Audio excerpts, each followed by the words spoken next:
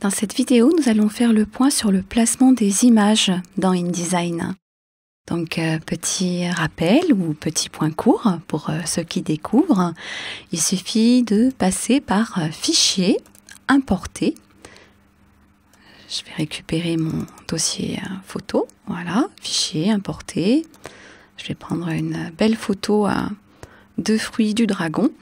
Et là, il suffit de faire un clic et glisser, tout simplement, pour placer votre photo dans votre page. Le fait de faire un clic et glisser vous permet de mieux contrôler la largeur et la hauteur finale de votre bloc.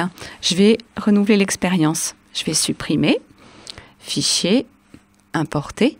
Regardez, là je ne vais pas faire de clic et glisser comme tout à l'heure. Je vais simplement prendre mon image et je vais faire un clic bête et méchant. Et là on se rend compte que l'image apparaît en taille réelle. Du coup c'est énorme parce que là, on sera obligé de jouer avec la mise à l'échelle. Je peux, mais c'est quand même moins pratique. Je vais essayer 10%. Le petit chaînon est bien coché ici, ce qui me permettra de garder les proportions de l'image. Vous voyez là, l'image sort de mon cadre. Cela va m'obliger à dézoomer. Pour dézoomer, vous pouvez utiliser Alt molette et là ça nous permet de voir que notre image est sortie de notre plan de travail. Donc là ça nous oblige à ramener notre image. Donc vous voyez, plein de manipulations pour rien. Je vais supprimer à nouveau mon image. Je vais double-cliquer sur la main pour mettre à nouveau ma carte de visite en plein écran. Et là donc Fichier, Importer. Je peux importer mon image et faire un clic et glisser pour tout de suite mettre l'image à l'échelle. Voilà, par exemple. Alors, quand vous importez une image, vous avez dans InDesign le conteneur, c'est le bloc bleu que l'on voit. Et quand vous cliquez au centre de l'image, ça vous permet de voir l'image. Alors, c'est un peu déstabilisant quand on n'a pas l'habitude. On a bien donc une image à l'intérieur d'un bloc et le bloc qui supporte l'image. Si je veux que mon image remplisse proportionnellement le bloc, en haut de votre écran, vous retrouvez les raccourcis d'ajustement d'image. Vous avez remplir le bloc proportionnellement, CTRL Z, pomme Z sur Mac, CTRL ZUT pour revenir en arrière, remplir proportionnellement. Vous avez ajusté le contenu proportionnellement. Donc là, ça nous permet de voir l'image entière et non déformée.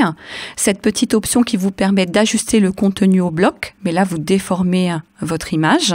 CTRL ZUT pour revenir. Je peux aussi ajuster le bloc au contenu. Là, en l'occurrence, c'était plutôt sympa parce qu'on avait ce bloc bleu qui débordait un petit peu. Et là, si je clique sur le centre de mon image, vous voyez, j'ai bien l'image et le bloc.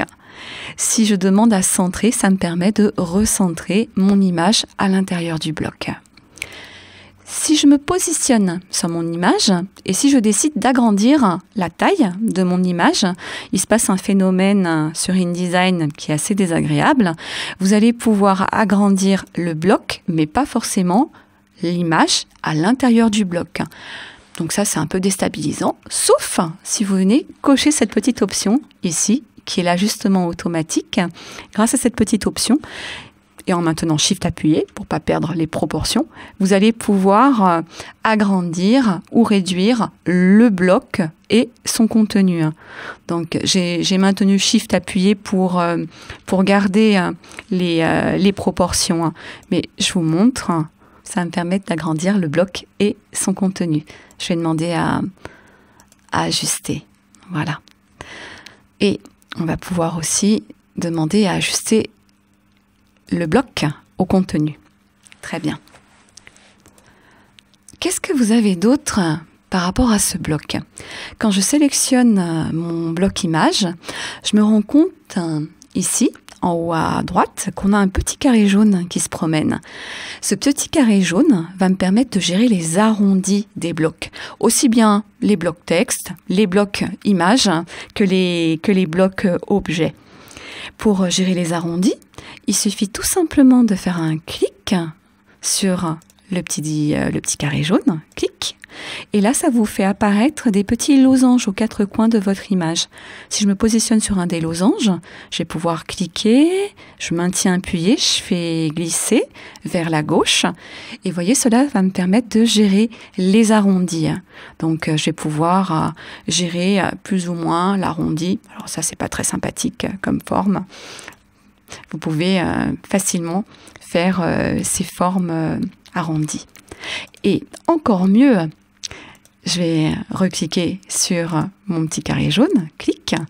Je vais prendre les angles et puis me remettre en angle droit.